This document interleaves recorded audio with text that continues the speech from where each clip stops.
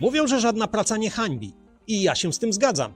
Ale czasem jest tak, że praca zaczyna nam bardziej przeszkadzać niż pomagać. I co wtedy robić? Zapraszam na odcinek.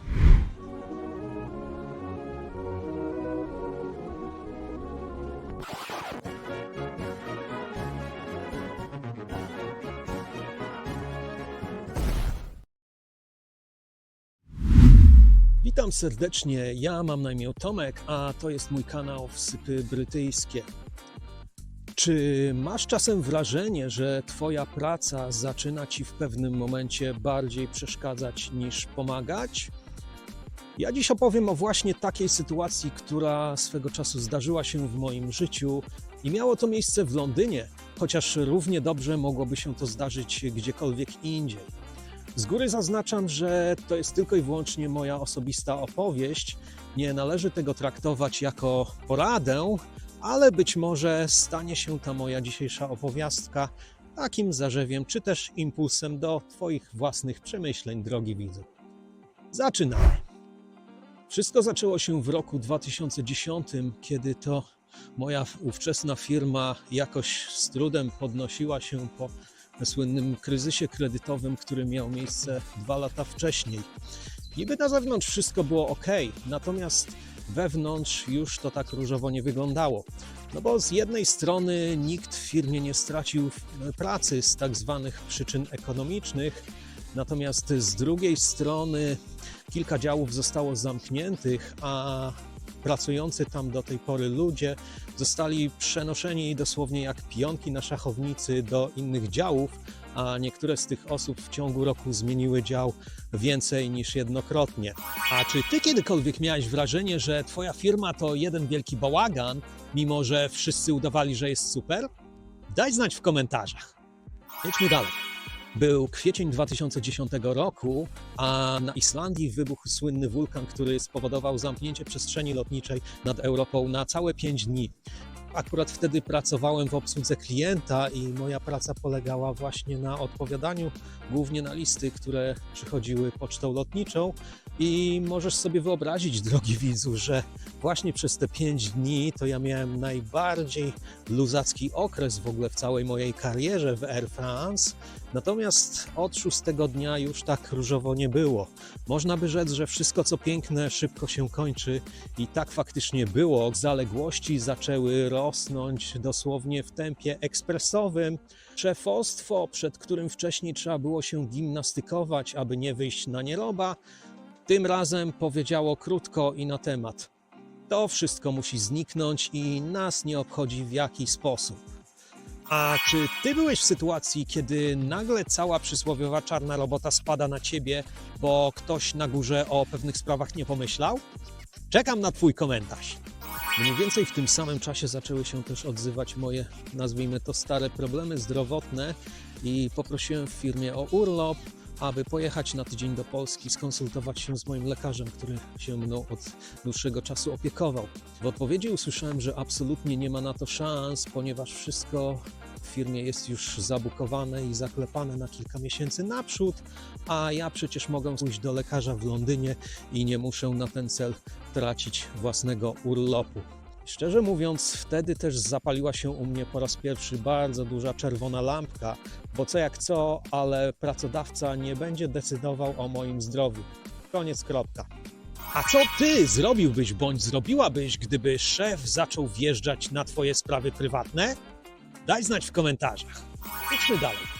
W pewien piękny majowy weekend złapałem przeziębienie i zastanawiałem się w niedzielę wieczorem, czy pójść w poniedziałek rano do pracy, gdyż już wtedy byłem, nazwijmy to ładnie, lekko pociągający i smarkaty.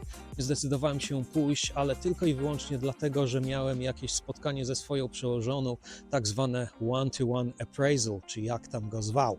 Przyszedłem do biura, spotkanie się odbyło i na tym spotkaniu usłyszałem, że z jednej strony nie ma u mnie problemów z wydajnością, no bo przecież byłem rozliczany za ilość przerobionej korespondencji w ciągu dnia. Nie ma u mnie również problemów z punktualnością, natomiast dostałem pytanie, czy przypadkiem Nie mógłbym czasem być troszkę bardziej elastyczny i na przykład od czasu do czasu przyjść do pracy parę minut wcześniej albo zostać parę minut później. W tym momencie już pewna czerwona linia została przekroczona i moim zdaniem bardzo bezczelnie. Bo fakty są takie, że na podstawie mojej umowy o pracę przez 5 dni w tygodniu ja spędzam 8 godzin w biurze. Do tego dochodzą dojazdy, czyli też jakieś 2 godziny z hakiem dziennie. Plus człowiek musi się wyspać, czyli powiedzmy 7 do 8, no minimum 6 godzin. Poza tym trzeba jeszcze coś od czasu do czasu wokół siebie zrobić, jak to się mówi, czy jakieś zakupy, sprzątanie i tak dalej. I summa summarum dla mnie zostaje mi mniej niż 4 godziny z każdego dnia. Dyplomatycznie odpowiedziałem, że nie ma takiej opcji, abym ja poświęcał dodatkowy czas w firmie ponad to, co mam ustalone w kontrakcie, a tym bardziej w sytuacji, kiedy mojego czasu wolnego jest 2 razy mniej niż czasu, który spędzam w biurze.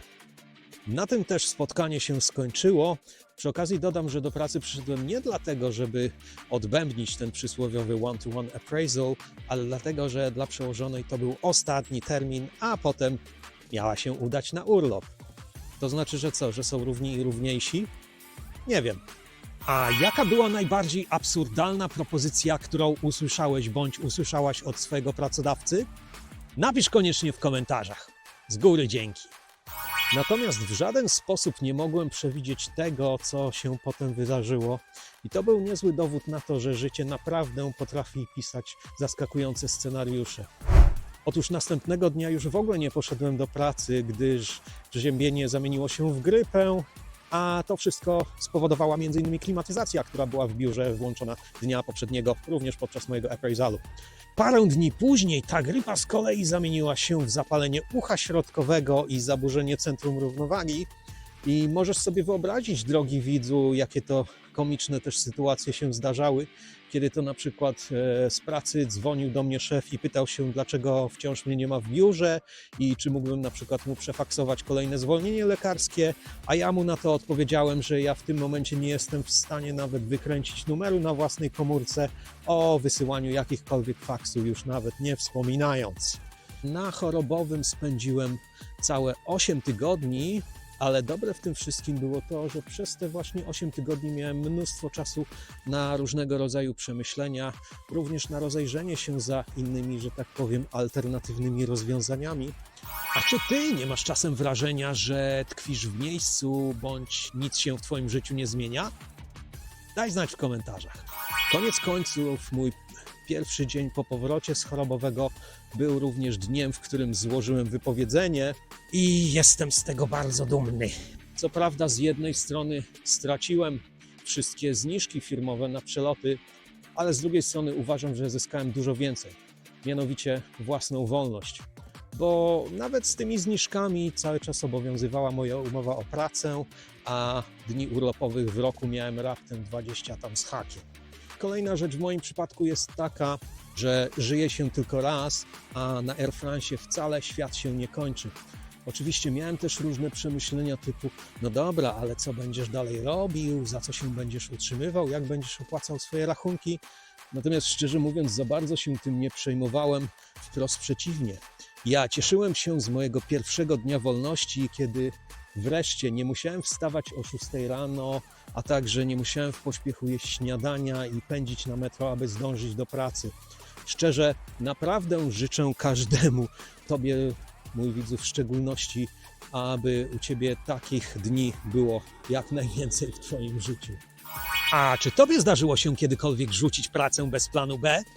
Czekam cierpliwie na twój komentarz. Z góry dzięki. Praca powinna nam coś dawać.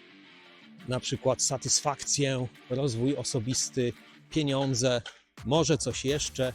Natomiast w sytuacji, kiedy praca staje się głównym źródłem stresu, niezadowolenia czy, nie daj Boże, problemów zdrowotnych, to ja uważam, że jest to najwyższy czas, aby zacząć poważnie myśleć nad pewnymi sprawami.